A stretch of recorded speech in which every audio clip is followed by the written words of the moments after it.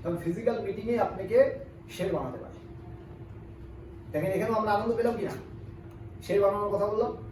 মানুষের আমাদের মস্তিষ্ক এতটুকুই, কিরকম বলেন তো? যখন আমরা কাউকে জানোয়ার বলি, কি বলে? আমাকে গালি দিয়ে গেল। আর যখন শের বললাম বুক, ওটা কি জানোয়ারের বাইরে? ভাষাতেই সব কিছু, ওটা তো জানোয়ারের বাইরে না। শের বললে আমাদের বুক ফুলে গেল, আর জানোয়ার বললে ভাই গালি দিয়ে গেল।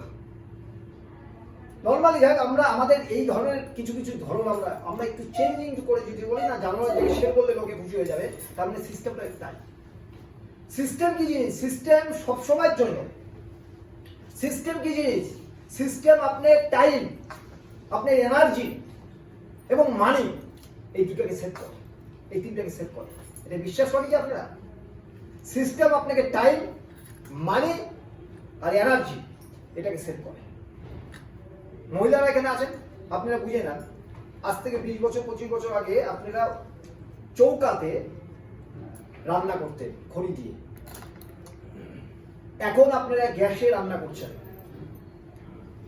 আগের তুলনায় এখন সহজভাবে করতে পারছেন না, আগে কঠিন ছিল? সহজ ছিল না, এখন সহজ। কোনটা এখন সহজ?